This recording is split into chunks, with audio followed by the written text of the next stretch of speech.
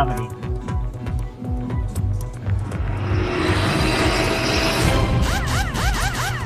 Will this computer run iRacing? Not now. Okay. Might be good for one-time use. I don't know. Every time.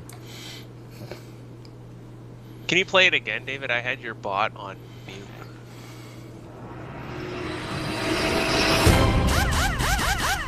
Will this computer run iRacing? Not now.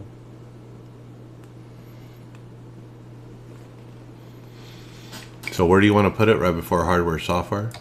Yeah. Okay. So you just play it at the right moment. You know where I'm going to say hardware, software. Just play it right before I would say that. Yep. It'll be right where. Well, it'll be right after you say we're in regular rotation, right? Because I don't always know when you're going to skip. Yeah, it'd be right after that. Yeah, just do it once. See how it goes. Nathan Lyon, you with me? Yeah, I'm here. Okay, thanks for coming, buddy. No problem. Thank you for the invite. So, not sure how long you can stay, but we're going to do 10 or 15 minutes with you, Q&A at the first page. And then magically Evan Pasoko will join us, and then we will talk the Coke race, kind of go through what happened, and then points, and then we're going to jump right into the NASCAR, what's happened this week with the virus and all that, and iRacing. And so you can jump out at any point. You can stay through that point, and then you can jump out. So it just depends on what your schedule is. So what do you think? I could probably stay for whenever you guys are talking about the Coke race on Tuesday, but then right after that, actually have like a team testing for Bristol already.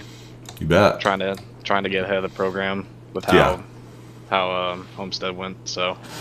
That's cool, and that's why we want to get you out. So, okay, so right after we finish the Coke race, I'll get you an out there, and we'll say our goodbyes, and that's how it goes. Thanks for coming. Sounds good. Thank you for having me. Are we waiting on anybody?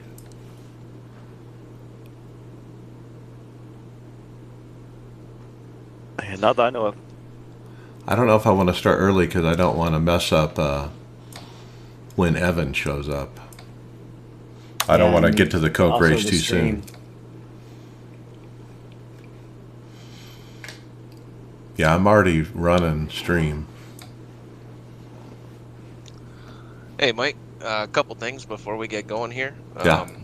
Next week, I'm away all week with work, so Chris is gonna do his best trying to edit the script and stuff, because I don't think I'm gonna have time to be able to get at it. And then I'm pretty much out recording wise. I'm going to imagine it's gonna be for the duration while you do it at 8:30. Right. Or May, whatever comes first. Yep. Yeah. I appreciate your understanding of changing the time. I don't have much option there with it. They did change my schedule and all that, so. No, I get it. I'll still be able to do the script for you and stuff like that. It's just way too late. Fridays with my new job, I'll be going to Barrie, so I'm going to be having to get up Friday mornings at like 3:30 in the morning to get there at a decent time. Yeah, Chris is in for a shock. He's going to get some raw links with some black text that he can't read. I'm gonna give him I'll give him my tricks to easily get around all that silliness.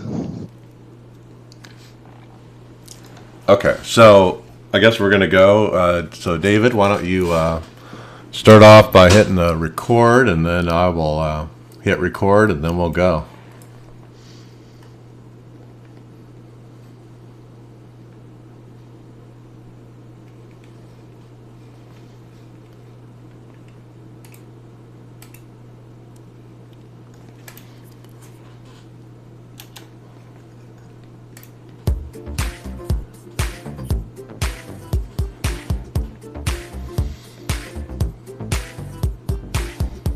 You're listening to the iRacers Lounge podcast, where we discuss everything iRacing in a casual setting. Enjoy. Welcome to the iRacers Lounge. I'm your host, Mike Ellis. iRacers Lounge is a podcast for the iRacer, where we talk all things iRacing in a casual setting. Joining me are the usual characters: Chris Scales. Good evening. David Hall. Hello, hello. Tony Groves. Evening, gentlemen. And special guest Nathan Lyon. Thanks for having me. Hey, welcome. All right, Nathan Lyon, you're the eNASCAR driver for the Roush Fenway Racing number 6 and the NASCAR iRacing Coca-Cola World Championship Series, and happy to have you on the show here today. Let's start at the beginning and get to know you a little bit. Tell us when you first heard the word iRacing, and then what did you do about it? Well, it goes back in middle school for me. I used to, in my free time, I used to play those EA NASCAR games, NASCAR Racing 2003. So I heard about iRacing, I think, back in 2010, 2009. And just after my birthday was when I signed up back in 2010. And just during my free time, I'd do some races here and there. And then once high school kind of came is when I stopped till about midway through college a couple years ago, just because I didn't have the time for it anymore at that point. Right. And so you've been on, looking at your stats here on your profile page on the iRacing. You've been here quite a while, and you were kind of flat there for a few years on your iRating, and then you got back into it. Yeah, I left the sim for quite a bit to just kind of enjoy high school and college, and then once I had some more free time at home was when I started getting back on iRacing. All right, winning percentage 28% overall on oval. That's a pretty decent number.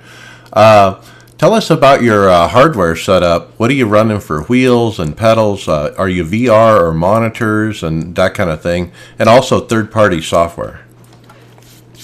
For my wheel, I use a Logitech G27 with the shifter, so nothing too fancy. I've had G27 since I started iRacing, basically.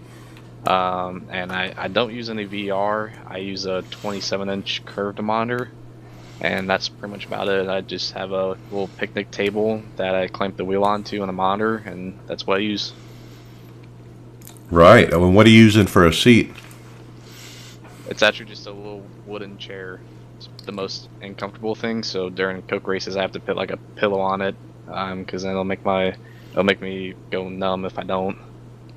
Okay. And then any problem with the pedals sliding or anything? Actually, since I have carpet in my room, so those little spikes at the end of the pedals do a pretty good job actually of just clamping it to the floor. So usually I don't have any issues. Okay. And very good. So let's get into the next thing. What about the third-party software? Are you running TeamSpeak or Discord or any other kind of software? Yeah, we use TeamSpeak for the races for our spotter and team. I use Motec for testing to get everything right for the car, and that's pretty much about it. And of course, you're trading paints like everyone else has to be able to see paints on the track. Yeah, of course. Okay, let's shift gears and talk about your team, Dead Zone. You're with some heavyweights over there, and you're running the Roush 6 car, and I wanted to kind of talk about that a little bit. That's a championship car and team, so to speak. Is there any added pressure as you were able to get into that ride this year in 2020? To be honest, not really. I was more excited just to be a part of the team than anything. I didn't really feel any pressure because that's the expectations I have anyways, to win races and championships. So I wanted that, on me, I guess, that a little bit of pressure to try and get up there. Yeah, absolutely. Zach did a great job in that car, and then it was good to see that you got it. I thought you deserved that. It's a nice ride. And then tell us about your team around your car and your setup. I mean, do you have a spotter who spots for you and a specific crew chief or anything like that? I don't have a crew chief. Usually Dustin and Houston are with Casey and Blake and them. So usually I just kind of make the adjustments on my own. And then, as if last race actually, I had Gonzo come on board and help me, which was a huge help, because before I just used the iRacing spotter, which in those races everything happens so fast. So most of the time the iRacing spotter doesn't call 2 or 3 wide. It's kind of aggravating at times. So having Gonzo come on board was a huge help. Oh yeah, and so yeah, if there's any Coke drivers out there that need a spotter, let me know and I'll help you out. Yeah, I think all you guys need human spotters at this when you're at that level. Anyway, I would hope. All right, Definitely.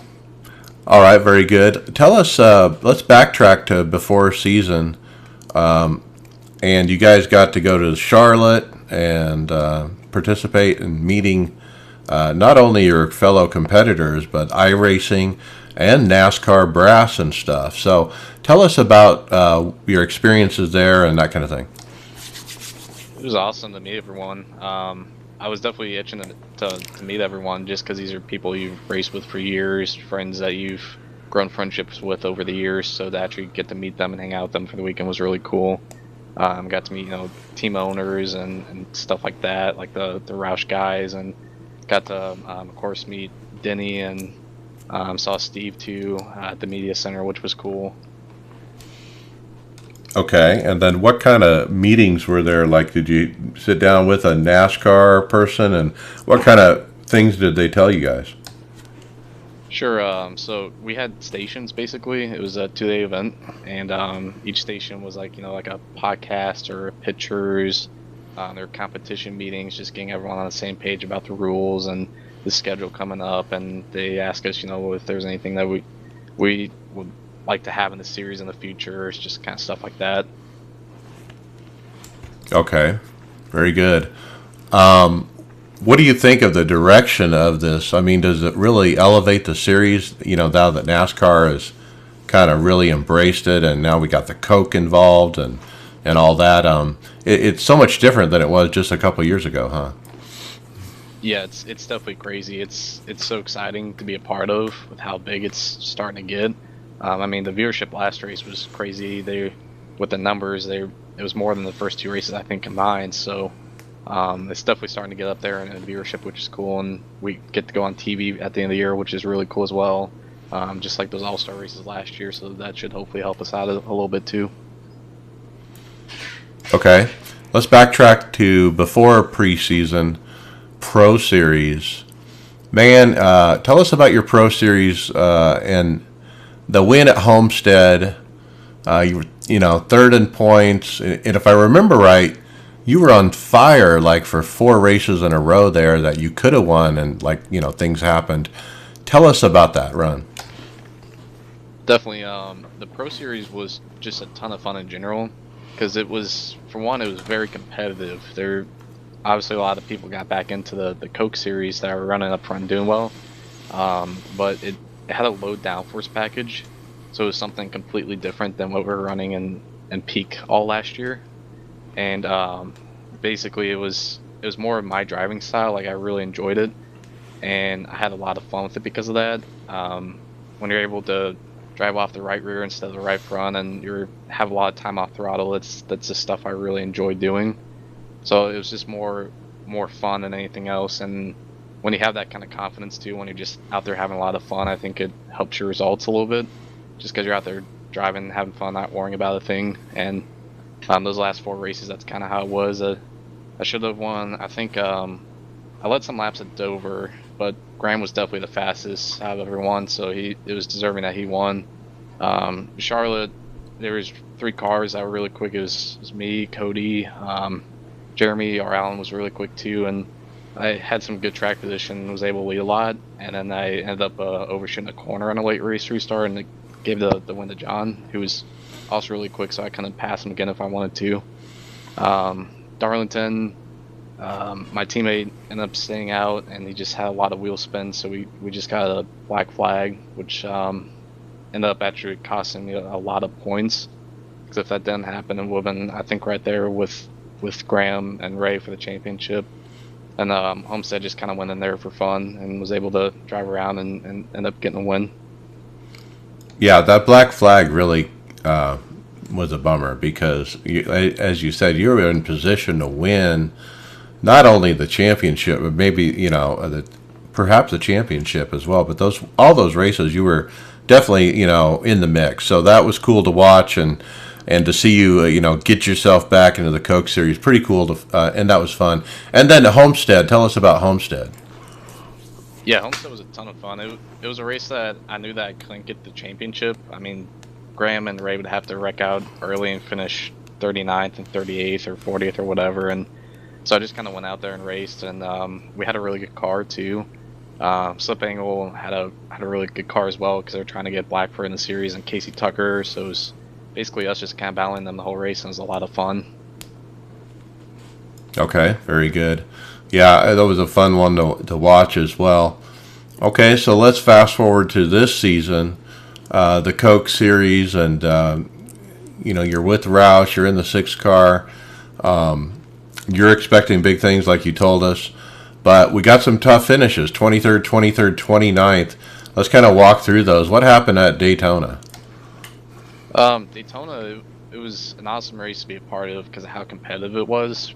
The whole pack was racing 3x3 the entire race, and I figured there might be a wreck, not off of somebody making a mistake, but even something as small as latency. Small little netcode could junk half the field, so I just kind of chilled back around 20th to 30th behind the pack, and was kind of waiting for the wreck the whole race, and it just didn't happen, so we finished 23rd. Okay, yeah, and that last lap mess, was kind of a mess. And then what about the next race there, 23rd as well? Yeah, Auto Club, we had a really good car. I think we had the second or best third, probably the second best car, I think, in the field. The Team Connie guys were really quick. Of course, Coenda was really quick as well. But our guys were able to dig through the field and at dead zone, and we had a really good one-stop strategy working, which I think that would have gotten us to top 5 if it went green. But then it actually ended up working that caution coming out because we got to stay out with close to fresh tires. I think we only had 5 laps on the tires, and it's just kind of mind my business, just kind of trying to save my tires because I knew they had a tire advantage on me. And I got put 3 wide on the outside, and just a little bit of netcode, just hardly a little tap of netcode from the 14 car just made me go up the track and ended up hitting the wall a little bit, and that damage was just a complete parachute. With being wide out at Fontana almost the whole race, I was just a parachute and dropped from, I think I was like 10th at the time, all the way back to the 20s. Okay, very good. And then we come to the current race, and of course, perfect timing. I think Evan Pasoko is about to join us here. Evan, are you there? Yeah, I got you guys. How's everybody doing? Hey, thanks. So let's talk about the current race a little bit. And of course, Nathan, I'll ask you in just a moment about how your race went. But first, let's talk pre-race a little bit. Evan, you had none other than, I think he's VP now, Ben Kennedy, on your broadcast talking about a big news story coming up. Yeah, we had the opportunity there, and we were really kind of encouraging people to make sure they were tuned into the broadcast right at the top of the hour, because we had Ben join us from home to officially announce what people had kind of heard some whispers of leading up to that, that we were going to have the eNASCAR iRacing Pro Invitational Series this Sunday. And at that point, though, even on Tuesday night, we were still kind of ironing out some of the details behind. Obviously, it's been, a whirlwind trying to get everything together. But obviously now confirming what we had known at the time, but we couldn't say right away, was that it'll be 1:30 p.m. Eastern Time this Sunday on FS1. So it was really cool to have Ben give us some time to announce that, kind of a big official announcement on the broadcast. And obviously, that's going to be a great event. Okay, well, let's jump into the event. Started off with Leahy, Luza, Alfala, Clampett, Zielinski, top 5 in that first run. Clean and green, they spread out 40 laps in. Some cars were fading on older tires, and there was some coming and going.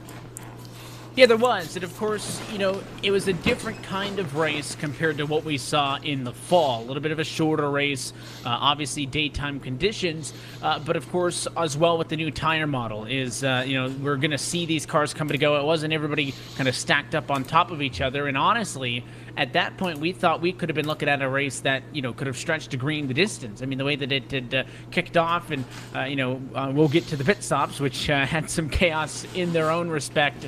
But yeah, I mean, it was a good start to the race. Everybody kind of mind their P's and Q's. Again, everybody's still trying to figure out, how to work in traffic. I know that certainly Nathan can attest to this, that the track position was going to be key, and everybody had kind of been harping on that right from the get-go, to start up front and obviously finish up front. And we saw some guys come and go, and certainly, but if you had a fast race car and you started up front, I think the biggest thing was kind of keeping yourself inside of the top 5, because if you get any further down in that in traffic, it certainly made things a lot more difficult.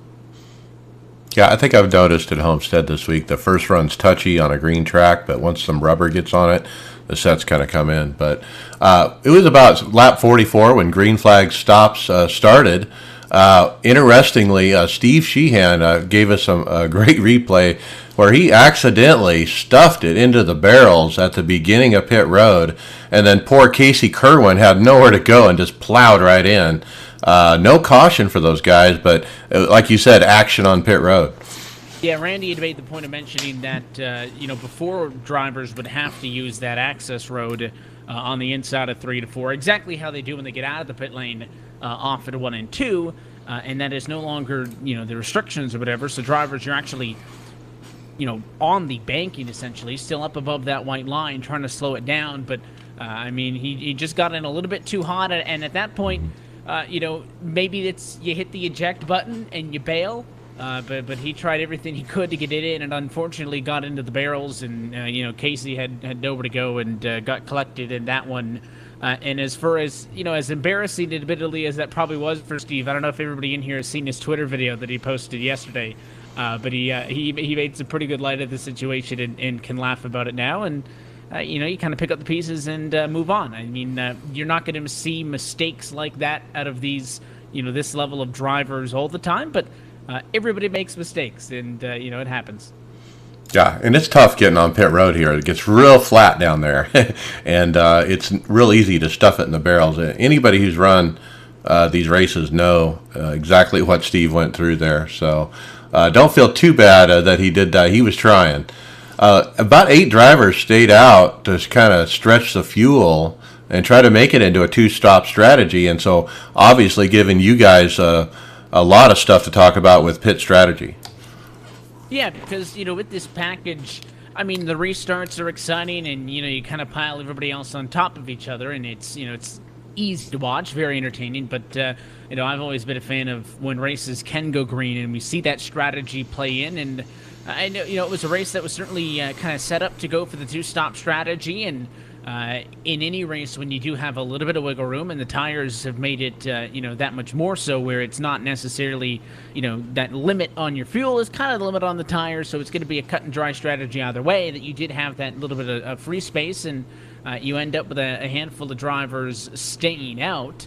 And try to make it, to maybe even to the halfway point in that race, which would have been awfully tight. And, you catch a yellow here and there, and it certainly helps. And then eventually, when we did see the caution flag, it helped out some of those drivers. It wasn't all guys back in the 20s and 30s who had stayed out. You had some decently fast race cars that were still out onto the racetrack by the time that Luza had even cycled back to the lead at that point.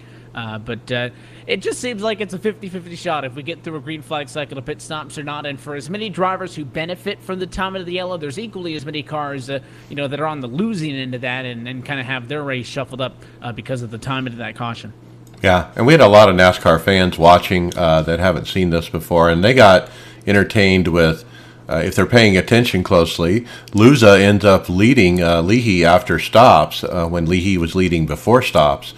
Because he did stop 1 lap prior and kind of short pitted him, and that cycled Ryan Michael Luza to the lead. That was really fun to watch and see how that played out. But Nathan Lyon, tell us what happens next. You actually bring out the caution with what it looks like a flat tire. Yeah, that was a sketchy moment. I I've never experienced it before, so I didn't really know what was going on. I kind of felt a loss of grip the lap before, but we're 60 something laps into a run, so I kind of figured with how our set was, it wasn't the best on a long run. You know, it just, I've been falling off a little bit more in the final laps. Then coming out of 4, before I spun out in 1, my tire went down, and I tried cutting into the pits, but the tire's flat, so the wheel just went straight. So I slowed down. I was backing down my pace, but actually with the flat tire, the car started bouncing a little bit, like a basketball almost. So it was hard to slow down the car, and if I put any wheel into it, just wanted to spin out, which is what happened in 1. Then I ended up just kind of going back onto the track just a little bit, and when it did, it bounced my car up into the sky and gave me about a little bit over a minute of damage. So I wasn't able to recover from that. Damn. And did you happen to see the tire percentage wear after that? Yeah, it was at 0. 0. Wow. Flat 0. I don't think I've ever experienced that yet, but it was astonishing to watch because in iRacing, I don't think we're used to flat tires yet, right, Evan? Yeah, that's new with the new tire thing. I mean, we always had joked in the past that, if somebody's screen blinked out or a wheel disconnects and they drive off under the fence, like that's kind of our version of a flat tire or a mechanical thing. Is something going wrong with your sim. But that's new with the tires, and that's why you mentioned that the fact that it is a little bit less cookie cutter on the strategy, with fuel being a lot more possible maybe than what is a good idea on tires. And I had seen it happen a couple of times, not on any broadcasted stuff that I had done since it had come to play, but I seen clips that people have been posted on Twitter and Facebook, and I think that's probably the first flat tire we've had in series history. All right, Nathan, number 1 on the list. Yeah. Pressure's on. Okay. Let's keep going. Luza, Clamp at Leahy, Zielinski, Shearburn were the top 5 on the restart, but then a quick caution for Kane Cook. He got tagged, and a couple cars had touched, and he got tagged. Keister and Allen involved. 3 stayed out. Back to green lap on 76. It was Zielinski, Shearburn, Lowe as the top 3. And at that point, I thought it was, you get the caution even before we went back green at 76. You get the yellow. It breaks things up, and then you get another caution shortly thereafter, and then you're kind of thinking to yourself, okay, well, maybe it is going to be a lot of this, start and stop, and that's when you can throw all of the strategy and the preparation out of the window, because if you're, short running it to the end, I mean, we've seen races finish like that in the past, but instead these guys were able to figure it out and put on a good show for that second half. Yeah, and some fantastic racing for the lead. 30 to go. Ryan Michaeluza finally gets by Zielinski. They were side by side. He kind of inched it in there, just barely on the inside. Made for a great highlight video that NASCAR has been rotating on social media. But that ended up being the race for the win. And we had made the note right when it happened. Did we use it as our Coca-Cola move of the race? And I think that, although Luza would say that maybe his actual pass for the position earlier in the evening on the pit lane and getting back up into the picture would have been his if he had the decision on it. But yeah, drivers had done a good job of giving each other space and not in that battle. Luckily, we saw it happen live, and I know Luza was kind of parked right on that left rear quarter panel, which I know, Nathan, you could attest to this as well. I mean, that's what you do in real life, but in the sim, you really don't. I mean, you guys race tight, there's no question in that, but it can be a little bit sketchy on how close you can get to somebody to try to get that air off of them and get that draft, and he was maybe an inch or 2 off, and it worked because he was able to get the job done real quick, and then he kind of ran away from him. Yeah, definitely, because especially too, sometimes you have to bring latency into it. I mean, every now and then, someone will get a little bit of a lag spike, and if you're racing that close, it will take out the car next to you, so you have to be careful too and monitor that. And after that, Luza was slowly pulling away, about 25 to go. It was fun, though, to watch other battles because some people pitted. Diaz was coming up through the field, man. He had pitted, and it was like Superman flying through there. But I think the thing with Zielinski is he stayed out when some others had pitted, and he had to actually stretch on fuel, and he had just a little bit older tires, and that was probably the difference. Yeah, because he started from ahead, obviously, when we went back to the green flag there. And, I mean, when you get that long run to the end, you're going to be able to feel that difference. And I think Luza was like 10th or 11th or so by the time that, we restarted for that second half of the race, basically, to the run to the end. And like I said, I had thought that when we got that second yellow in a row that we were going to get a couple. Maybe that's what Bobby's thinking as well. I said, hey, I don't need to, kind of abandon this track position quite yet. And at the end of the day, he was still able to put up a fight for it. Did get a good result out of it. I know not a win, which is what he would have preferred, but that's racing. Next time out, it'll flip in the other direction, and you'll kind of have that bit of luck on your side, and you'll be the one with the better tires. There's really no way to predict that. It's all kind of a guess, and it just so happened to not be in the cards for Bobby on Tuesday night, and for Ryan, he ended up being in the right place at the right time, and he had the speed that he needed to take advantage of that opportunity and get it done. Yeah, and Logan Clampett, he's probably wishing for a longer race. He was coming up through there. He got by Zielinski for P2 with 18 to go.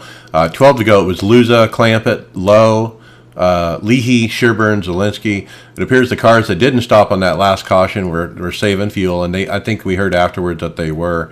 But Luza wins it, I think, in style, because he was certainly gapping those other guys at the end. And then it was Clampett, Leahy, Lowe, and Sherburne. Let's go ahead and hear your call here of the final. This time he's going to be on the money in Homestead, Miami. Final time at turn 4. And for the 13th time in his career, Luza, a winner in the Coca-Cola iRacing Series. He gets it done tonight at Homestead. It was different than what we saw in the fall. I'll give you that much. But like I said, I'm a fan of when this. I mean, listen, I'm not going to complain when we're 3-4 wide and a Michigan finish or a Fontana from last year, and any of the plate tracks certainly. But I'm kind of a nerd for the strategy and how cautions affect things and how it plays out. And as I had mentioned on the call there, it was the 13th win for Ryan. So I think he's just one behind Nick now for second all time. So that gives us more storylines to talk about as the season goes on. With 17 weeks left, there's a ton still to come. Absolutely. Post-race, Tim Clark, I think he's VP of NASCAR or something, but he told us he got 280,000 views and 1.1 million minutes watched. That's up significantly, 100K over the previous two races.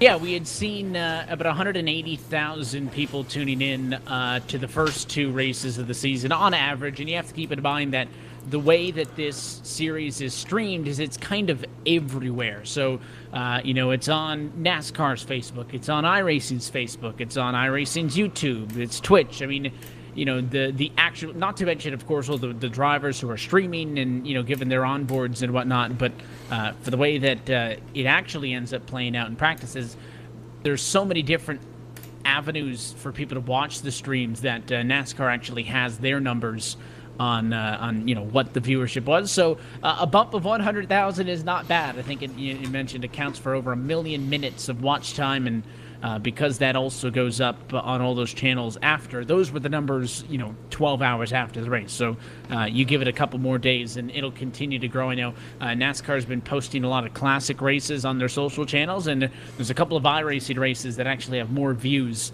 than those, races from the 90s and 2000s that they're posting. So obviously people are watching it, they're engaging with it on social media, and, when you're NASCAR and iRacing, that's all you can ask for.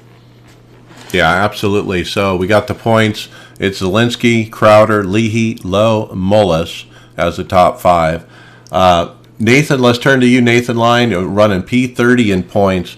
I know you already talked to me offline about you're already working on Bristol. So what are you doing to, prepping for the next event?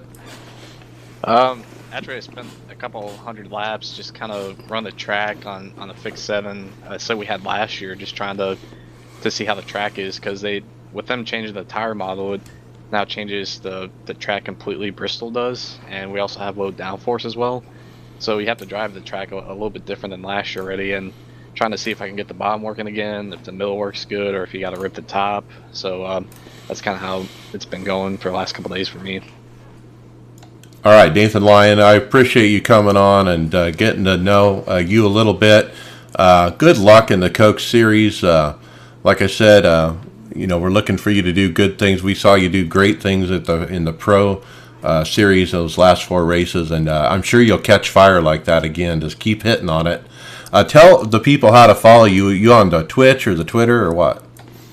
Yeah, right now I'm not streaming. I don't have my stream stuff set up yet. I need to get one of those like backgrounds behind me. So once I get that, hopefully I can get streaming on Twitch soon. Then, but for now, I'm on Twitter at Lions Choice. If you want to ever contact me or follow me, you can find me there. All right, very good. Nathan Lyon, good luck in the Coke Series. We'll be rooting for you. I'll let you know that, Ashton Crowder came on our show, and then the very next race he won. So I'm hoping you can pick up on that. Yeah, that'd be awesome, especially at Bristol. It's one of my favorite tracks, so that if that could happen, I'd be pretty happy. I think I might be back on the show if that happens too. Okay, very good. Good luck out there. I know you need to get to a practice, so we're going to get you out of here. So have a good one. Thanks, guys, for having me. I appreciate it. Absolutely. All right, Evan, I'd like for you to stay because we got some news this week with the coronavirus and NASCAR shutting down, basically everything shutting down, all sports. It's been a crazy week. Let's kind of go through it in chronological order. Right off the bat, after NASCAR canceled Atlanta and Homestead, well, I guess postponed, we got a race put together pretty quick. It was called the Replacements 100, and they ran it on Sunday. And boy, what a race. William Byron, Dale Jr., Alex Bowman, Bubba Wallace, Cup drivers, Justin Allgaier, Ben Rhodes, Harrison Burton, Justin Haley, TJ Majors, and other NASCAR personalities, Chad Knaus, Kevin Hamlin, and of course the winner, Josh Williams. And so what did you think about, what happened so quick with the Replacement 100?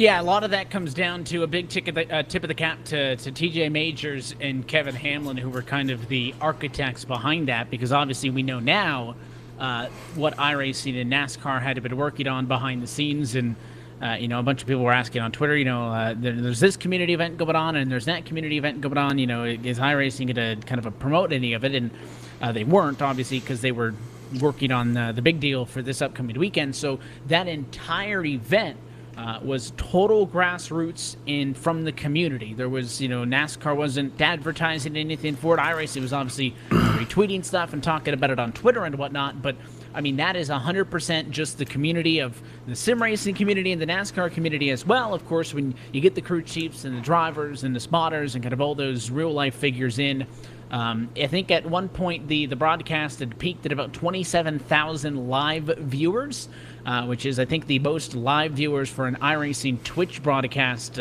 ever. So it was obviously a super successful event.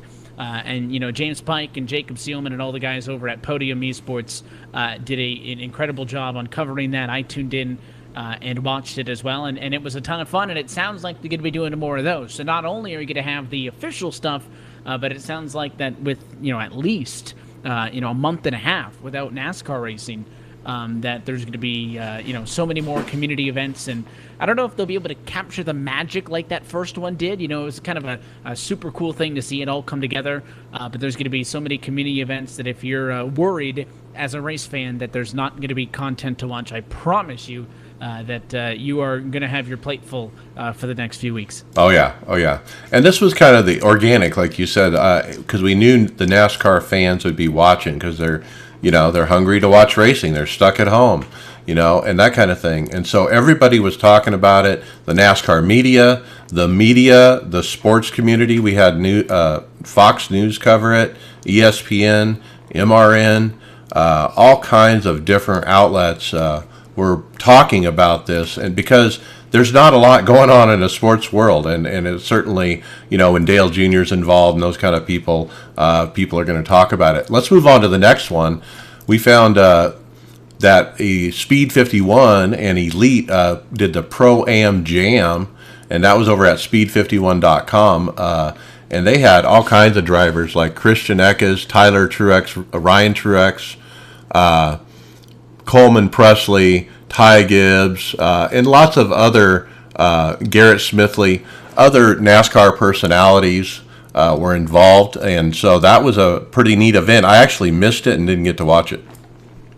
And I caught only a couple of parts of it, and as well, I've seen everybody on Twitter talking about it, and that's one of the cool things as well, is you have these events that the community's putting on, but something else is, you'll notice, a lot of the names that competed in that event competed as well in the Replacements 100, and they're going to be Hey in a folks, lot of the how other easy stuff. is it to buy? Is, they just love any sort of iRacing event. Obviously, a majority of those names are people who are already engaged in the community. I mean, you can bump into half of these drivers, NASCAR guys, in hosted, in official racing as is, but they're kind of, locked in and all in, maybe is a better way to put it, on being with the community. So I've also seen a lot of stuff on Twitter the last couple of days where there's leagues who, just run weekly and they're broadcasted and they kind of do their own little thing.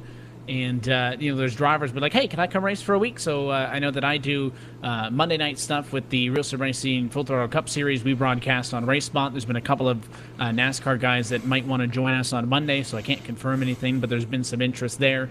And I can also say with Speed 51 that we're working on an event for next weekend that's not official yet, but should be another unique event in partnering with some of the real-life drivers and tracks and whatnot. So it's just, like I said, more stuff. If you enjoy watching sim racing, just be online and the forums as well. I mean, there's so many different ways that you can find out about these events. You're probably going to miss a couple just because there's so much going on. I know Joe Gibbs Racing is doing an event this evening, and of course there's Vargas's truck event, and there's another Replacements race coming up. So many different things. So even if you can't watch all of them, just make sure you're out supporting people who are helping us promote sim racing right now, because I think it's a really big time for us. Yeah, and there's even events going on that are not broadcast. Tim Duggar, the Nashville singer, he had a street stock race at Rockingham, apparently with TJ Majors, Dale Jr., Clint Boyer, and Kyle Long, among others, according to Twitter. And then Ryan Vargas, you mentioned that he's a Xfinity driver. He was one of the guys that started early on saying, hey, I want to organize a race. And that took off, and that's actually going to be happening about 30 minutes from right now, tonight. And so that's going to be 100 laps, and there's all the same kind of people like we've been talking about are going to be in that one. But that's pretty cool. Right after that, Jeff Gluck announced that NASCAR has banned simulators for all the drivers, but apparently that doesn't include iRacing. Yeah, so that only applies to the manufacturer sims that drivers use. And obviously even drivers who have iRacing, when they test on iRacing, that's nothing that's really sanctioned by the team. They're not, they don't have their sim rigs at the shop, and that's their official testing. The, Chevy, Ford, Toyota, they have manufacturer testing, and, to get rid of that in the wind tunnels was so the more well-off teams, can't do hours and hours and hours of testing because that's kind of a private thing. Not everybody has access to that. iRacing is a consumer product, so you can practice as much as you want on it. And, you're going to have, the drivers competing in these fun events. I think more times than not, real-life drivers, when they're on iRacing to have fun. And then they'll also do a bit of testing when they go to a new track here and there. Even the younger drivers, I think, more so will lean on it for the driving aid and the learning ability. But, iRacing's fair game. Yep. And then we got sneaks about this coming Sunday throughout the week. Adam Stern, who's always breaking news on NASCAR, initially reported early on that NASCAR was working with iRacing to set up a race with the drivers. And then later on, of course, iRacing announced the Pro Invitational Series that they're going to be running on the Fox Sports 1 that you mentioned this Sunday at Homestead. And there were many other articles, including Auto Week, who talked about they were going to do it. We even saw some of the simulators that the drivers are going to be using on Twitter. Chase Elliott was getting ready in a SimCraft, a 6DOF rig. It was on Twitter, and actually the tweet got deleted, but I remember we talked about it in our thread, and pretty cool looking rig. And then Jimmy Johnson was showing off what he's running. It's super fun, and the fun thing is, there's a lot of drivers who already have their sim rigs. The guys that do it all the time, or the people that you saw in the Sunday event. But a lot of these guys are either just ordering their sim rigs now, and like getting them delivered, and like if you're a sim rig builder, it's a good time of the month right now. But also a lot of people are just renting sims.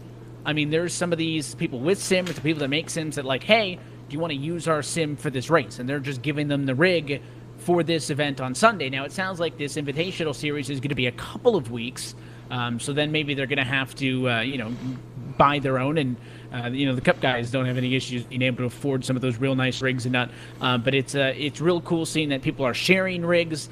People are going over to somebody else's house or to a place where they've got a couple to participate in the event. So it'll be interesting to see the array of rigs that are used, as well as how these guys who have had limited time either on iRacing in general, a Chase Elliott or somebody like that, or are just on a different setup than what they're used to, how they can adapt and, try not to embarrass themselves on Sunday. Okay. Well, Evan Pasoko, we're happy to have you come on and talk eNASCAR with us. And it's been a crazy week. iRacing's blown up with the NASCAR world anyway. It's been pretty crazy. It has been. And, we've seen a lot of incredible growth in the eNASCAR space the last few years. I've only been a part of it since 2017. But obviously it growing with the addition of the Heat Pro League last year, and obviously on the iRacing side, I mean, it's been trending up as is. There was really nobody who could have seen the current predicament that we're in coming, to this level, or at least, more than a couple weeks in advance. I mean, a year ago, if you told me NASCAR was going to be shut down for 2 months and it was just going to be all iRacing events on TV, I would have been like, well, that sounds great, but I don't know about that.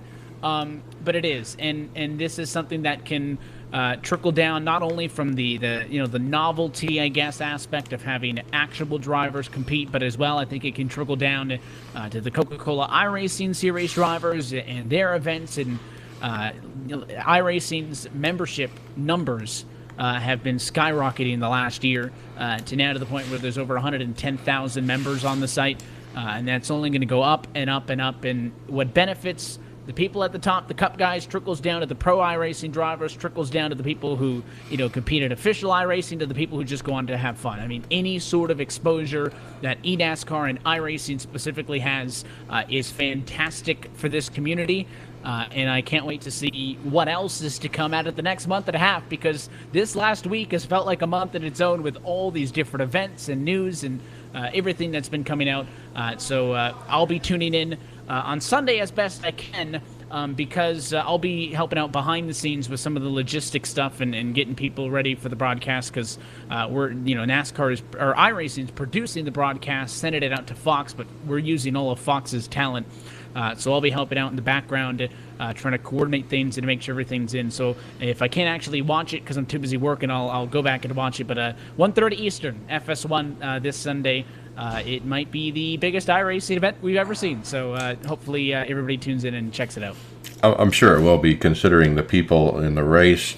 And we just announced before recording that Jeff Gordon and Mike Joy and even pull your belts tight one more time guy, he's going to be on as well. And so it's going to be all the normal Fox people. I imagine the Fox graphics as well. So it's going to be very, very interesting, similar to what we saw with NBC.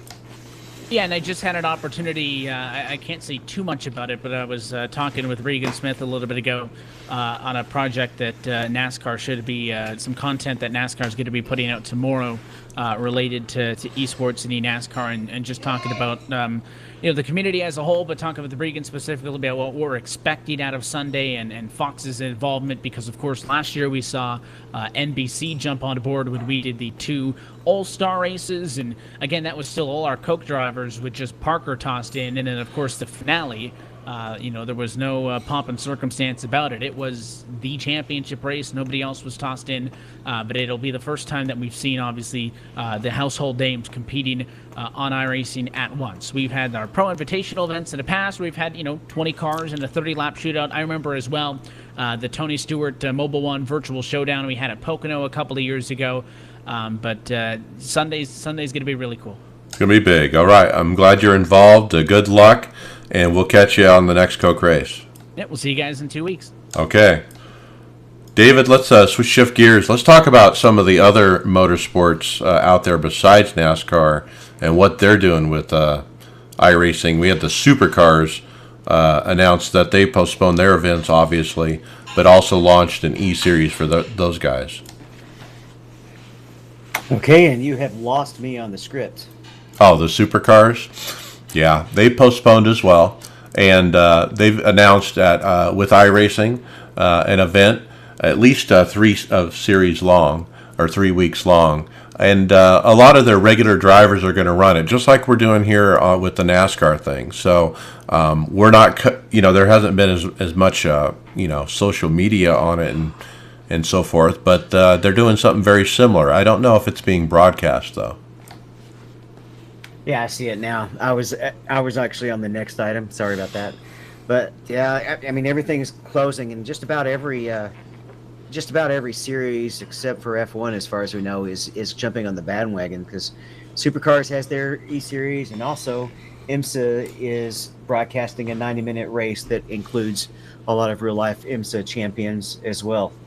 Yeah, so this Saturday they're going to be doing an event, like you said, 90 minutes at Sebring. So I don't think it's all the drivers, but they did have quite a list.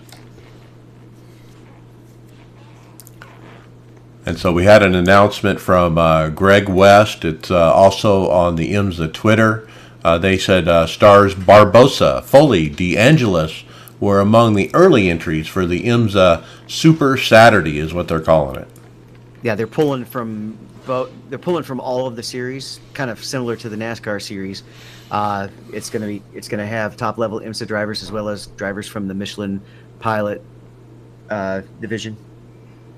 Yeah, and it's going to be streamed on the iRacing Esports Network, YouTube, Twitch kind of thing, but also on something called The Torque Show on Facebook Live.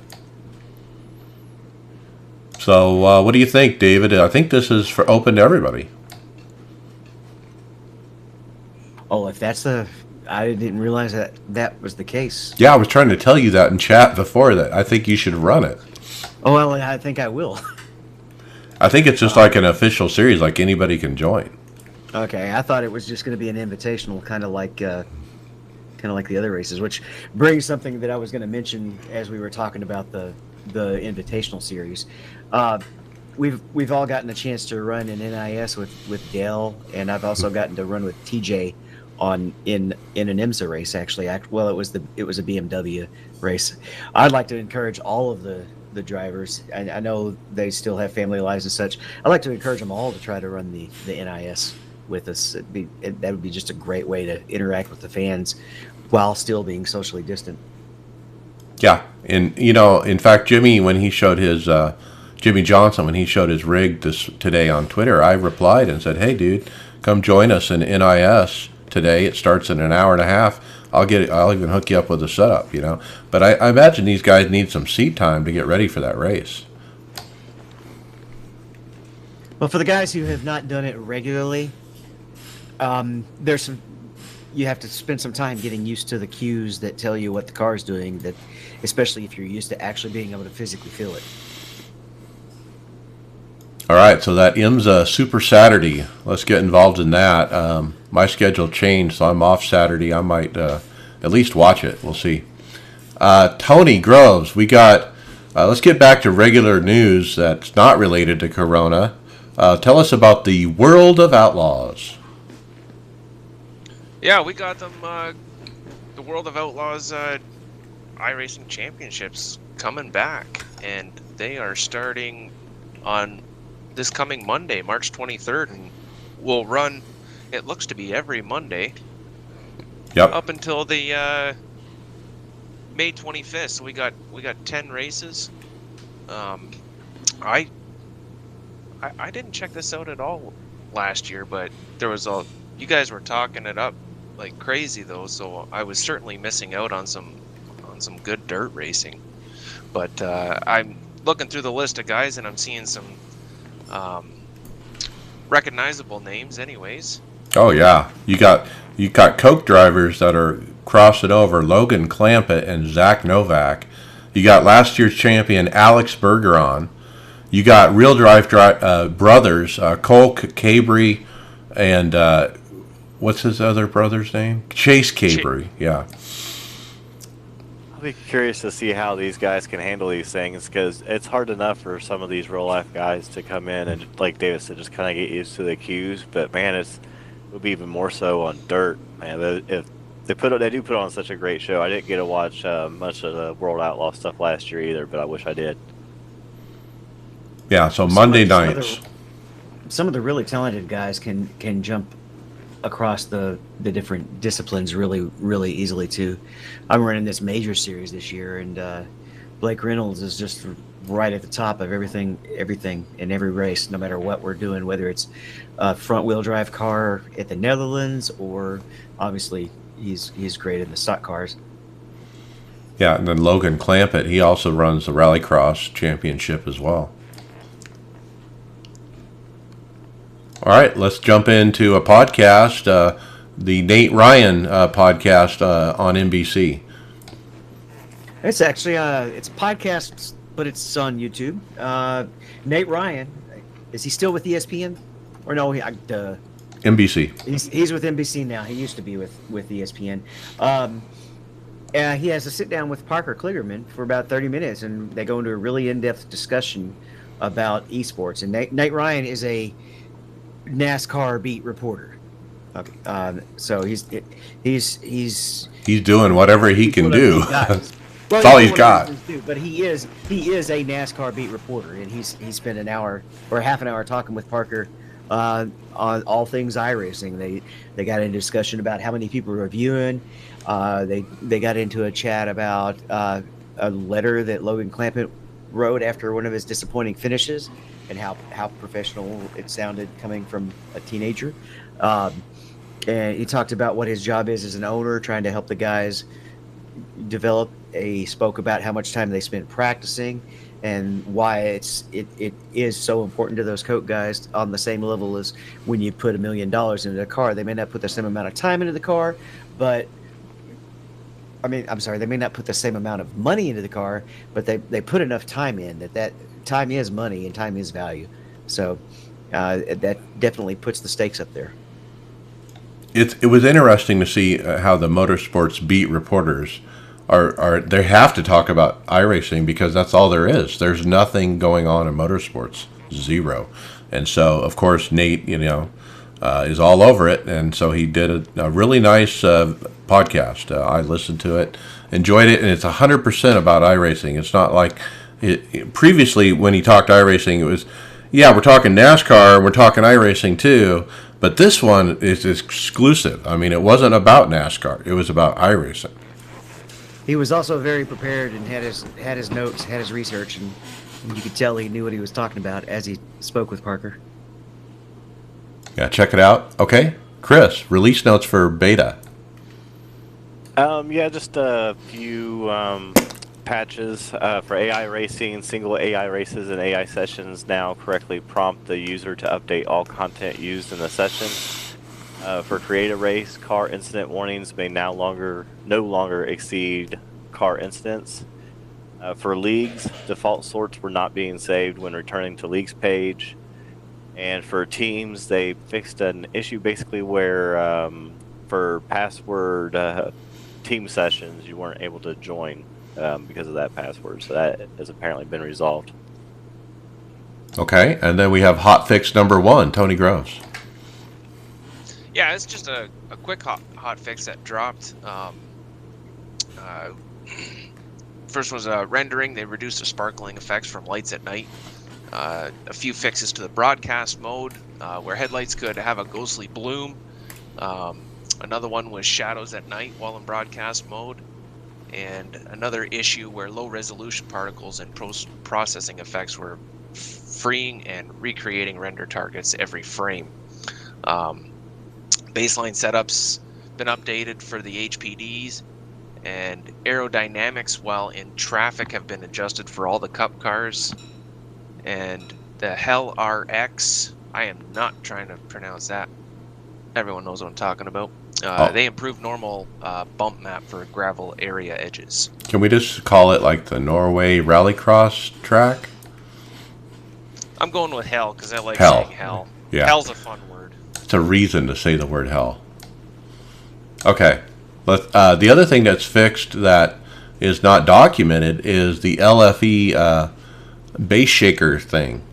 It was definitely toast before this release, and then it was working great for me after that. And I had to like reset up the volume levels. In the app INI, you'll see base shaker, and there's several different things that you can turn up and down, like the volume of the engine, or the volume of rumble strips, or the volume of pit limiter, and so forth.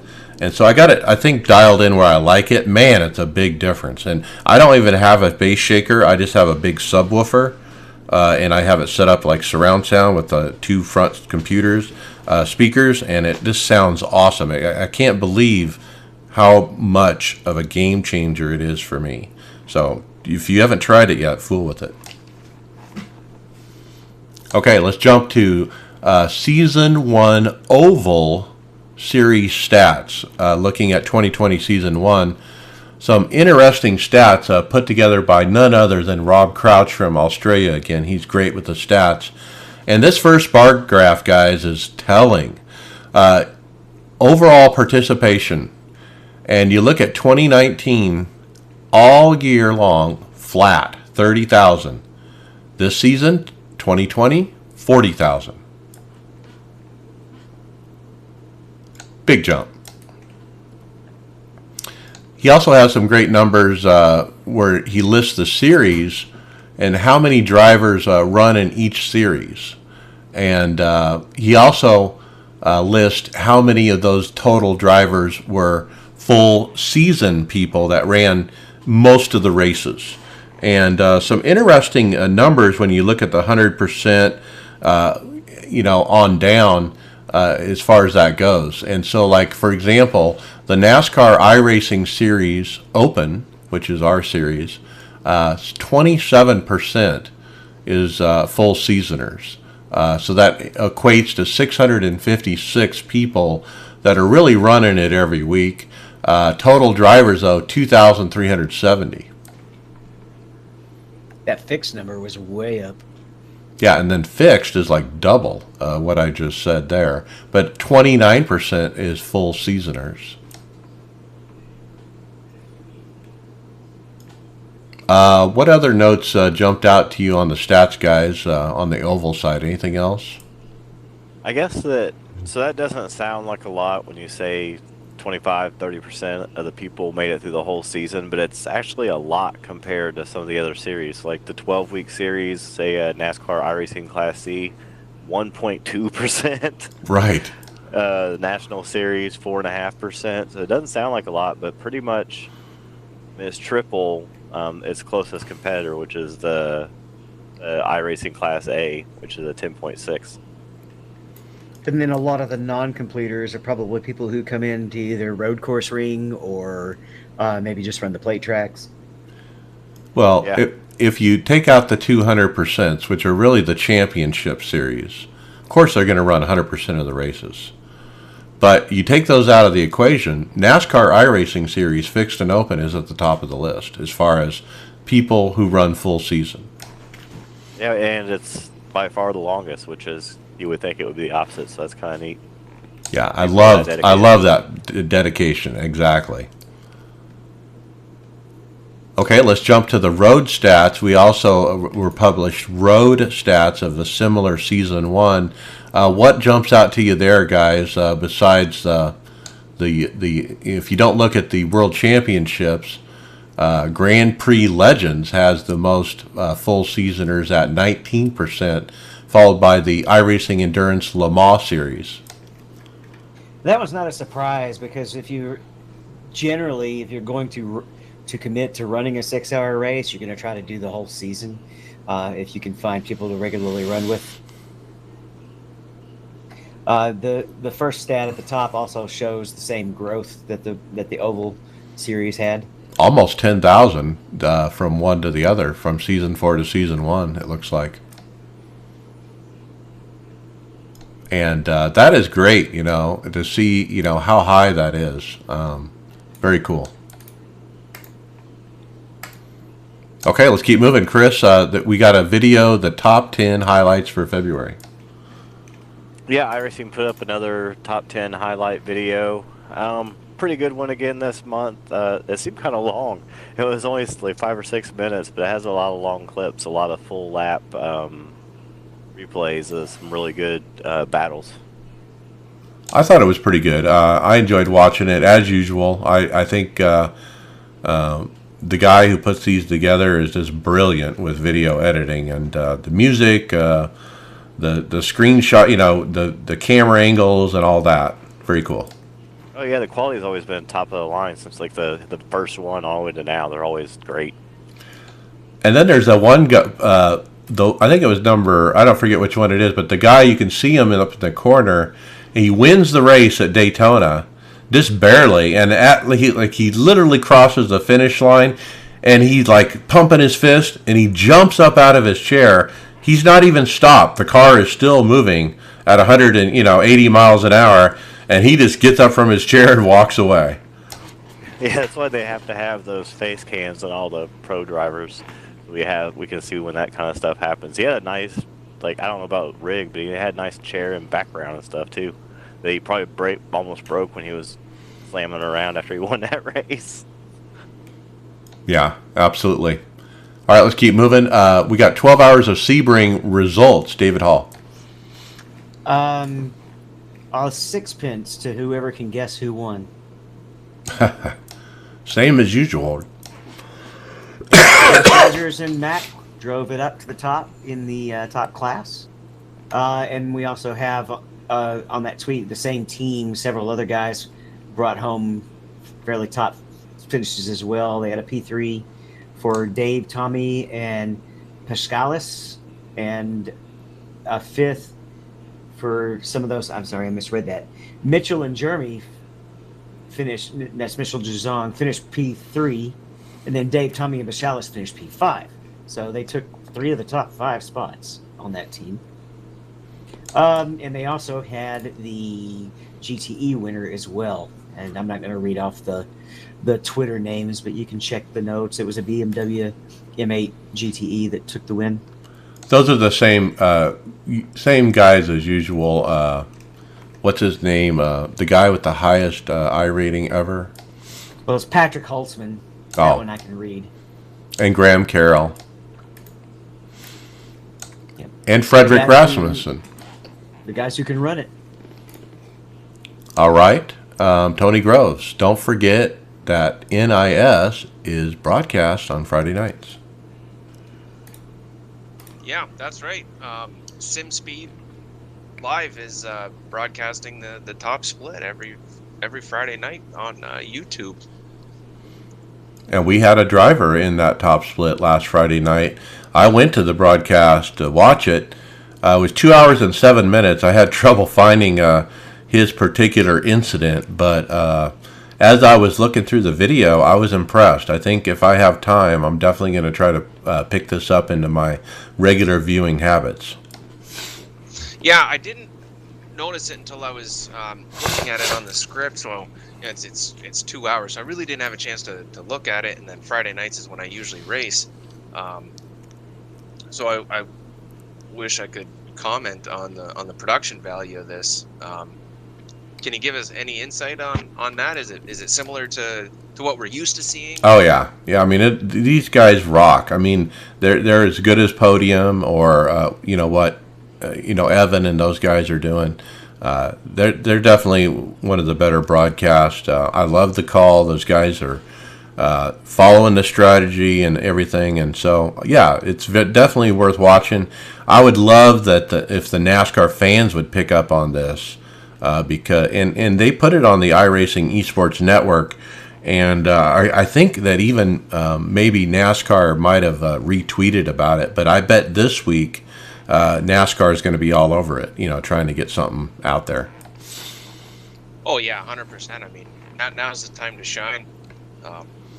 So I guess, obviously I won't be able to watch it Friday night because I plan on racing, but Saturday I'll be sitting around twiddling my thumbs trying to dodge household chores. So I might be able to sneak this in and check it out, and I might be able to have something else to say about it later on. Pretty cool when you have official stuff being broadcasted. All right, let's go into housekeeping notes. Due to the coronavirus, my job at Verizon Wireless has shifted to home base. I'm now working from home starting tomorrow, and the new hours are Monday through Friday, 8 a.m. to 5 p.m.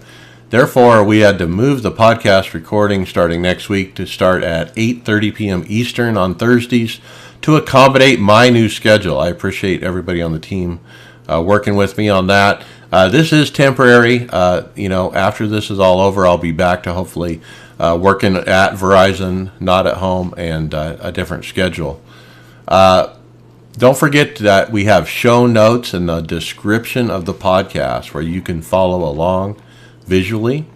And I'm still looking for listeners to kind of crowdsource for me. Send me those links. Man, there's so many stories this week about the crossover from NASCAR. Man, I need some help, guys. Send me links by email only at iRacersLounge@gmail.com. I only need a link. I don't need nothing else. You can send it with just a couple clicks on any smartphone. So I appreciate the help there. I also this week got to guest host the Burning Rubber radio show over at the PMN this week. Pretty fun. I got to interview Jordy Lopez Jr., who won the first Road to Pro top split race at Daytona, and he told us about his event there and so forth. I also got to talk about some of this NASCAR stuff blowing up this week, and it was pretty fun working with those guys, Steve Thompson and those guys over there at Performance Motorsports Network.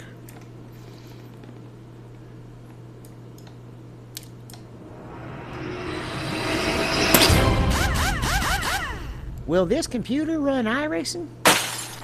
Not now.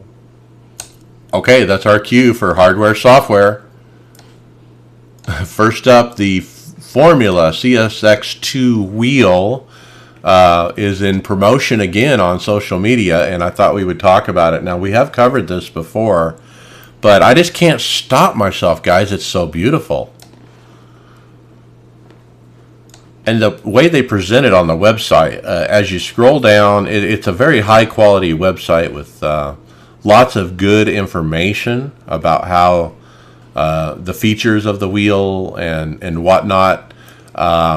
Several different pages they have in succession as you go through them of different high quality photos of the wheel, the display, the different parts and components that it makes up, and then finally the price, 1,500 euros.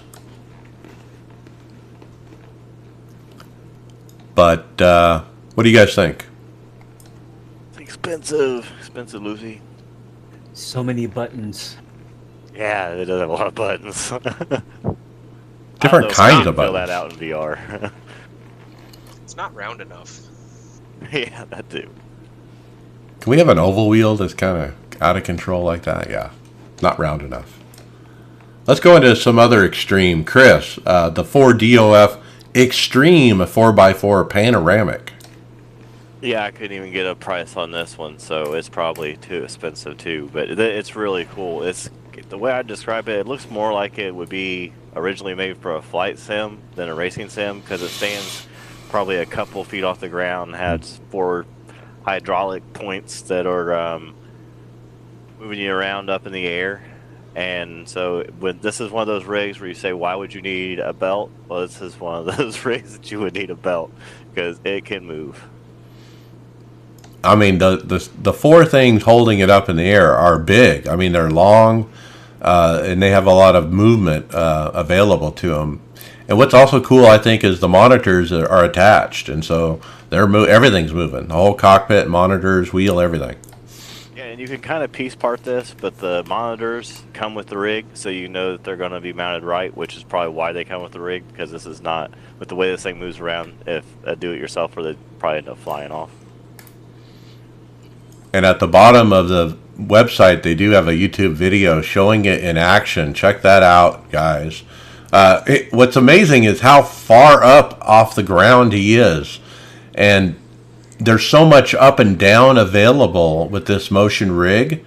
Like he's like on this dirt doing drifting and jumps and stuff, and it's got some up and down to it. I mean, it's like moving a good 12 inches or so or more. Well, that front right actuator is well over at 18 inches up already. It's got to be. Right. I mean, it's got some play to it, is I guess what I'm trying to say. Would be pretty cool with the pro dirt trucks and stuff. Well, now this rig here is total badass. I mean, like we've been covering a lot of the D-Box stuff. This lately. is way more than that. Oh, this is kind of nice. It's kind of nice to take a little step aside and see something like this. Like yeah, it's huge. You're gonna feel absolutely everything, and oh, I mean, I don't want to see a price because this is way out for me, but this is just awesome. The videos are crazy, and I just love to just try it once. Just give me a few laps even, and I want to bounce it off a wall and see what that feels like.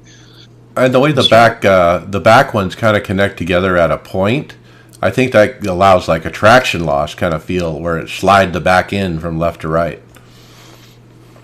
Yeah, it's definitely got a lot of range of motion, and I'm sure at the price range this thing probably falls. They could probably include a ladder for free for you to climb in. Yeah. Website is motion-sim.cz. So we have an Instagram post, the ultimate professional racing simulator from Fast Track Sims, and it's called they branded it the P1R. And they boast that it can replicate any GT road race car or stock car. And so basically we have an Instagram. Oh, it's a scrolling Instagram picture. I just now noticed that. So we've got a front view. He's got huge triple monitor, curved monitor setup. It's got a Sparco seat. I can't tell if it's motion or not. It's got a nice button box built in. It's not 8120. It looks like pretty heavy duty. It's a sheet metal kind of a sheet metal type thing. A thick sheet metal. It's half an inch thick. Yeah, very thick sheet metal kind of look. Powder coated paint. I'm not sure what this last picture is. That's some. That's kind of the hydraulic clutch. actuator We've or talked something. about that before. A clutch he's developing, a mechanical clutch. The one with the orange on it, that's the clutch. But the other thing about this setup is the pedals. If you can get a view of the pedals, guys, there's one picture that has them, the overall one. Those are hydraulic custom pedals that he develops for these rigs. The other thing to notice is the base, the steering wheel base, which I think is a Simucube too, is down at the bottom below the pedals. And he has like a steering shaft, like a 4 or 5 foot steering shaft that comes up to the wheel. And the brake pedal is more shaped like a regular car brake pedal. It's a very love it. fancy I shape. love this. And the other thing I love about it is the triple monitor mount, which looks to be freestanding and separate from the rig, but it is solid, man. I would love to buy just that triple monitor mount to put over my current rig. How much? That's what I want to know. I didn't look it up, but fasttracksims.com is their website. We've talked about them before, but boy, when they put up some eye candy like that, I just...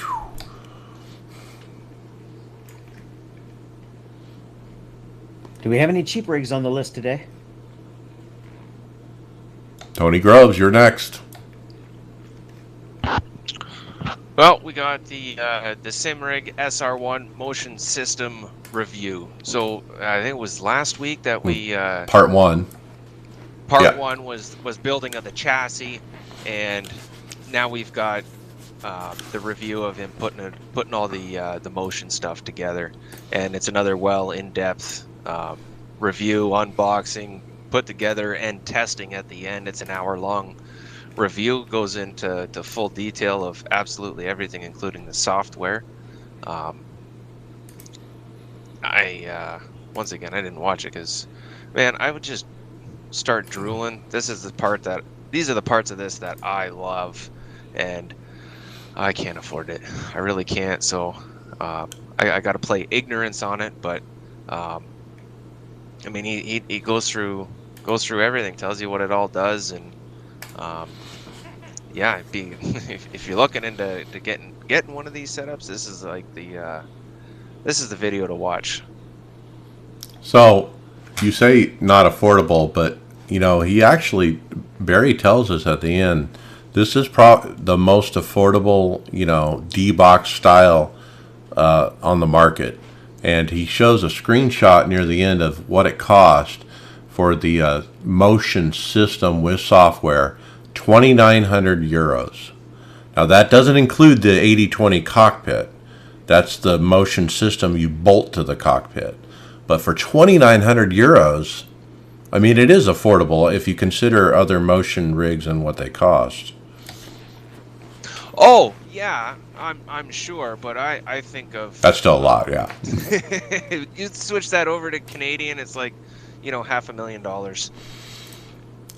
And check out the in-use pitch video at the end where he's running the dirt cars and he shows the movement of the four corners. It is a really high-quality D-box style setup, and for the price, man, it's pretty good. And it looks like it just can be bolted onto any kind of 80/20 cockpit. It doesn't have to be theirs. It could probably be a SimLab or anything. It looks snappier than the more expensive rigs that we've seen. I don't know how well it holds up, but I mean, it looks solid, and yeah, it looks, I don't know, like it reacts faster. Yeah, you'd consider this 3 DOF. And so I think the last one we were looking at, the big one, was that 4 DOF. This would be a 3 DOF for under 3,000 euros. Pretty cool. I just really want to build it. It just looks so much fun just to put it together. Okay, and we're skipping, I guess, fantasy this week, Tony. Dang, I guess we have to. Well, yeah, there's not really a whole lot to talk about. I mean, it's a NASCAR great is the chance. fantasy right now. I mean, for anybody listening that still wants to jump in, I mean, this is a great time to do it because you're not missing out on any more racing or anything like that.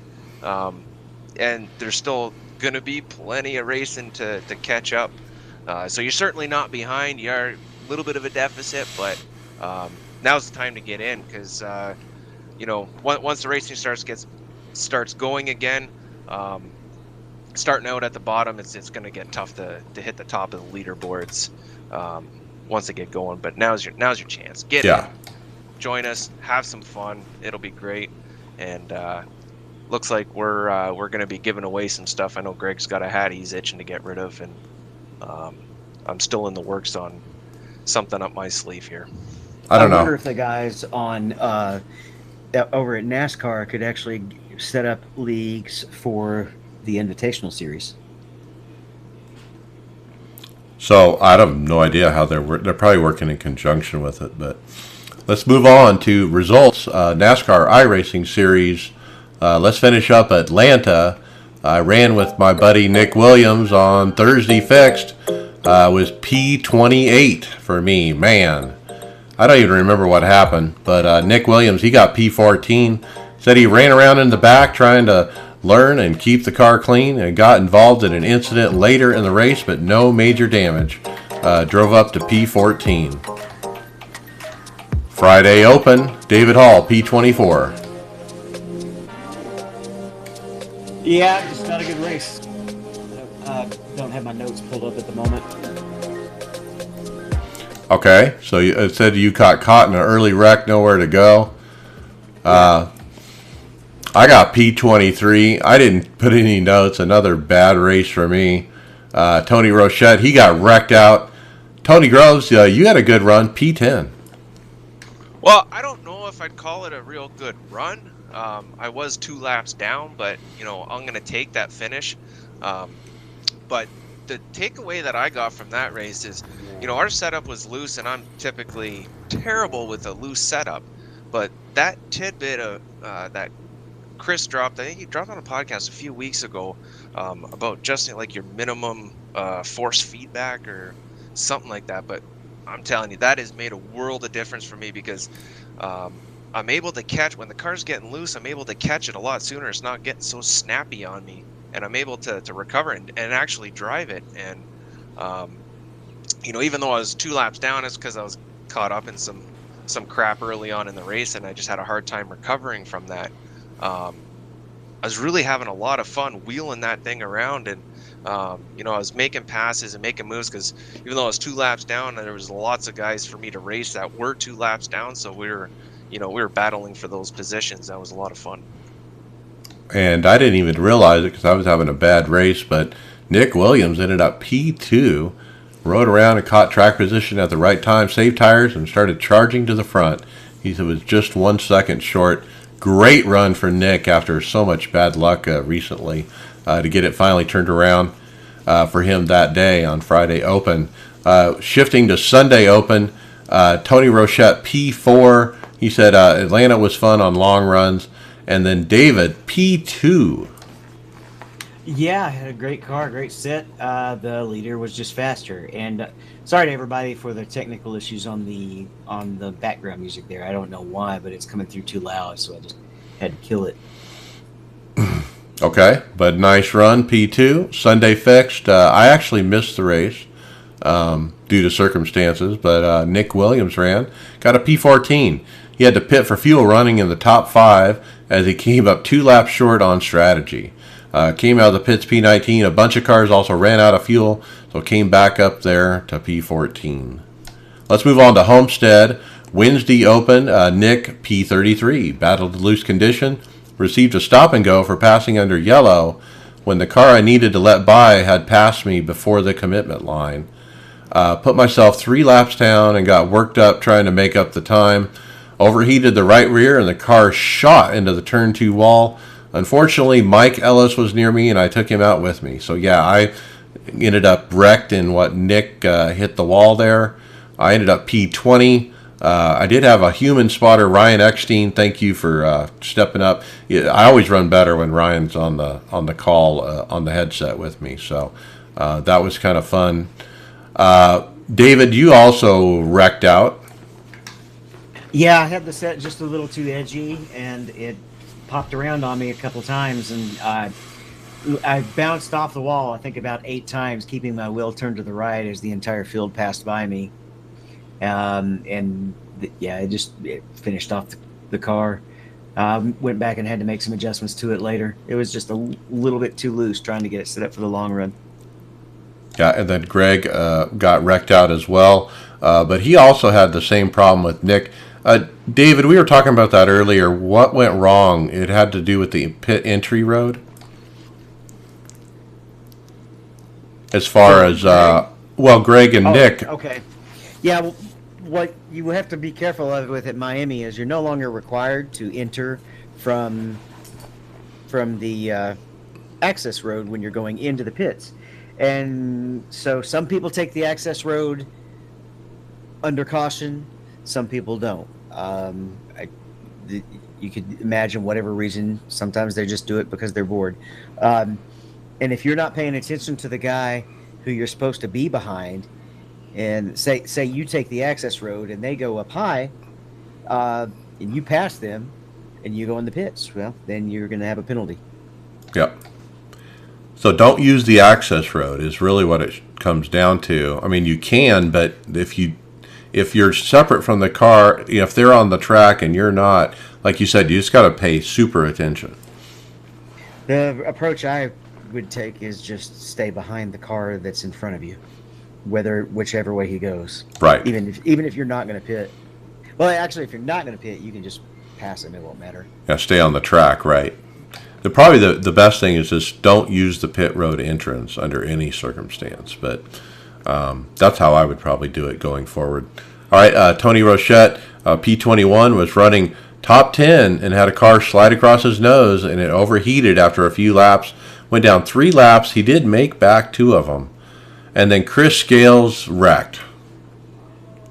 Yeah, I wasn't very quick anyway. I was in the set David had made, and it was just it was a little too edgy, a little bit too loose for me, so I was just kind of hanging on to it most of the time. But it was fast, and I was just kind of hoping for a long run. That got kind of pinched in between another car and the wall, and just got clipped. But man, it caused like 7 minutes damage and hurt the motor really bad. Okay, and then let's talk Thursday Open earlier today. I got P18. It was a tough race. I actually got sideswiped twice by drivers who literally cannot hold their lane. Like, I'm side by side with him. I'm definitely in the upper lane. I'm definitely giving him more than enough room below, and he still just wipes me out. Just totally wipes me out. And then in the second incident, it was the other way around. I was on the bottom, and I was like right against the white line, like literally on the bottom, and I still get totally sideswiped. And it's just so frustrating when you're holding your line and you still get taken out, you know. But anyway, the green flag stops had just started. I just stopped, and immediately the caution came out. So I had to take a wave around. I was P22. I made it up to 16th on the green-white checker, but got killed in one of those wrecks, and just no luck at all. And on top of that, I ran an 8 Open, David, with David and others the night before, and I actually got dead last in that, got killed on the first lap by getting sideswiped. So it's just been one of those weeks. Chris Scales, you also wrecked out T-Bone. Yeah, it was probably a lot of my fault anyway for being 22nd that late in the race, because you know guys are going to be aggressive and there's going to be wrecks, and I had put myself back there by my rift was just not on quite right and maybe a little too tight, but it was giving me a headache, so I pitted early to fix that, and then was coming down pit road under caution later, and a guy was just to my left, and I tried to still hustle into my stall a little too much and slid through when I probably could have just lost a second if I would have just braked a little bit and let him go. But yeah, eventually there was a wreck in front of me I just couldn't miss, and just got a guy right in the door. That was the end of that. My luck has officially run out. No more zero incidents, that's for sure. No, not at all. Okay, and then David, P3. Yeah, we had a green-white checkered at the end, and the winner actually kind of stole the race because the guy that came in second was the dominant car. I made some adjustments to the set to try to get rid of the looseness without putting too much burnout on the right front, and it worked pretty well. It wore evenly and was really fast on the long run. So I'd lose a couple of spots on most of the restarts, then just run everybody down, and there was an easy adjustment to make on the pit stop before the green-white checkered. Okay, and then Bobby. Sorry, I do sit third on overall still in the season Division 2. Yeah, I need to get me a finish tomorrow, that's for sure, or I'm going to be choking on the points. Bobby Jonas ran with us. He got a P5, nice run. Kept giving up spots on restarts, he said, all day long.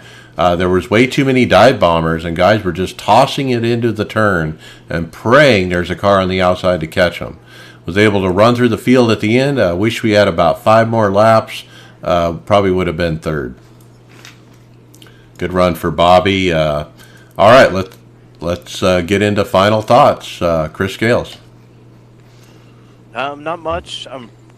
It kind of sucks, this coronavirus thing. It sucks for what it's doing to the world and the economy, but it's going to be really good for iRacing, I think. So we have that silver lining.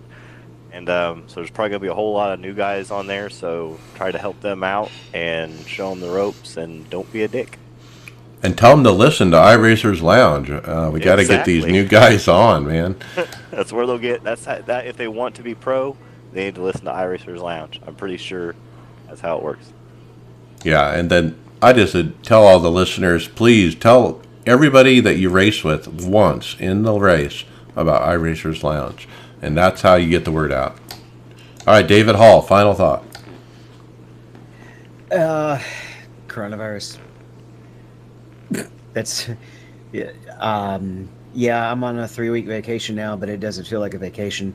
I'm getting to race a lot, but the circumstances definitely not something to feel good about. So I guess we'll do what we can to take advantage of it while we can.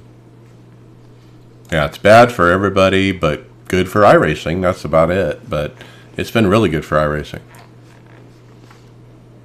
Okay, Tony Gross, final thought.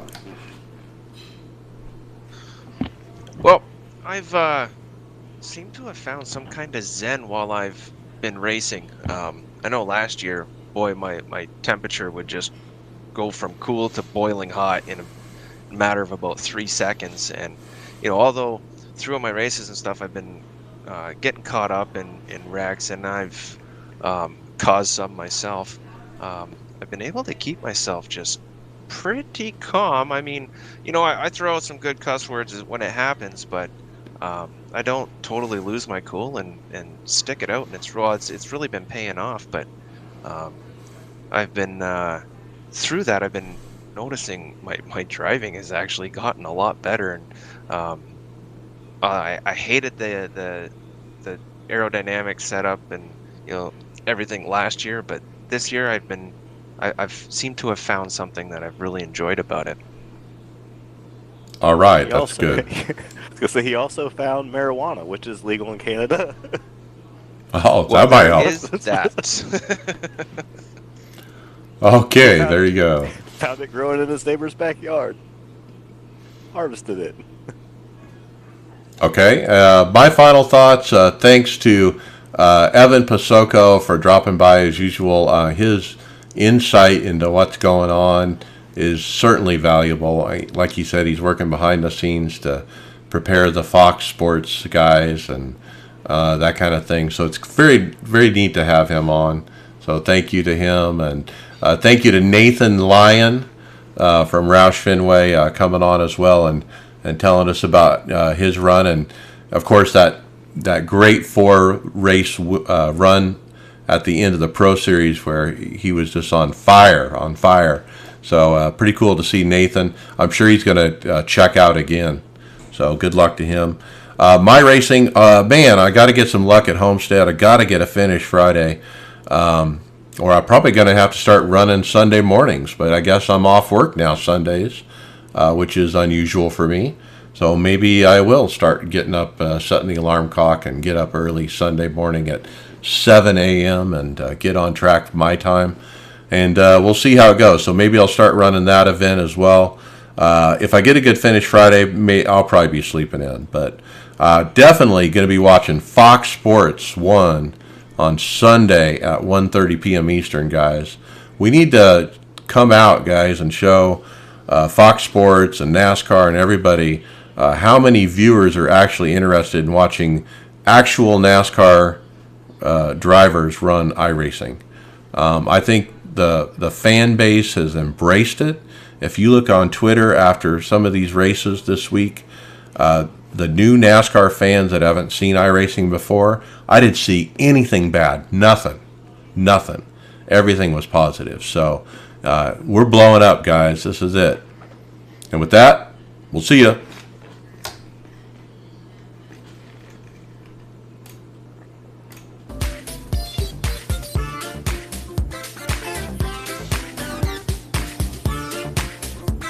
Thank you for listening to the iRacers Lounge podcast. Make sure to go subscribe to us on iTunes, SoundCloud, or Google Play, Facebook, and Twitter. See you on the track.